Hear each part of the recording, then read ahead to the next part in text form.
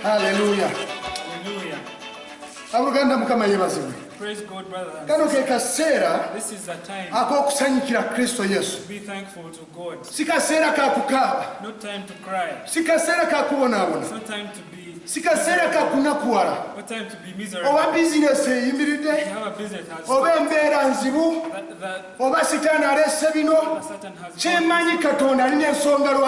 I know God has a reason why He brought this thing. You're in quarantine.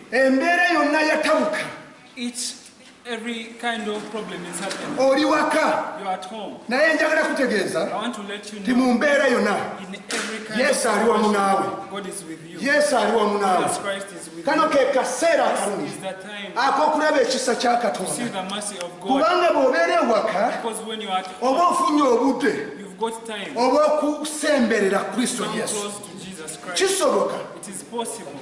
Banda lye wamala ng'oli mu bizinesi yo ng'oli mu mirimu gyo tiwafuna akaseera ak'okubeera mu maaso ga Katonda. Buli lunaku walina ekintu ky'okukola, buli lunaku walina embeera gy'oyitamu nga tolina budde obw'okwogera ne Katonda. Naye Katonda aleeta karanteyini eno n'aleeta coronavirus eno n'otuula ewaka mulowooze ku bulungi bwa Katonda. Mukama yeebazibwe. Muli wamu na Reverend Ben Mugisha ku lunaku olwaleero nga nzize okwogera gy'oli nti Katonda agenda kuwulira okusaba kwo era agenda kuwuliriza n'okwegayirirako amaziga go. Katonda agenda gaanukula.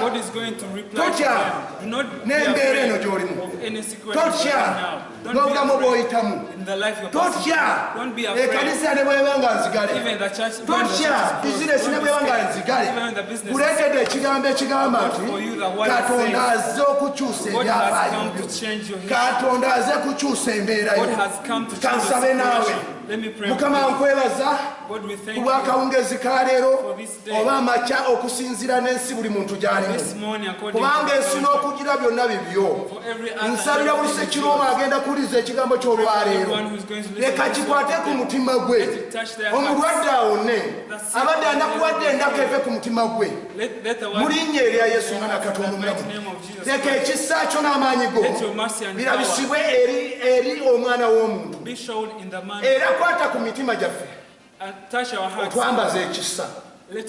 Ekigambo kino tekiddayo nga bwe kyazze, wabula kisigale mu mitima gy'abantu. Weebale kubanga oli wa kisa, weebale kubanga oli w'amaanyi. Ekitiibwa n'ettendo likabidde gy'oli mu linnya erya Yesu. Amen. Wootudde kubira Yesu engalo z'amaanyi, weebase okubira Yesu engalo z'amaanyi. Kyenzikiriza Katonda azze okukola okukyusa ebyafaayo mu bulamu bwo. Hallelujah.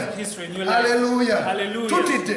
We are scared. But it's not us who are first. There's time. The Israelites were there and they were scared. The situation was hard. They were in slavery. Their lives, it was not joyful. Everyone was doing whatever they wanted to do. But there was time that when they But right now, mu Yerusaalemi teri kalungi akayinza okuvaayo naye olwaleero bwe njogerera naawe Yerusaalemi kyekibuga kikulu kya Isirayiri mubanga Katonda yajjukira ekibuga kino olowooza gwe tagenda kujjukira embeera eno eyinza okubeerawo naye Katonda asigala nga ye Katonda totya obulamu.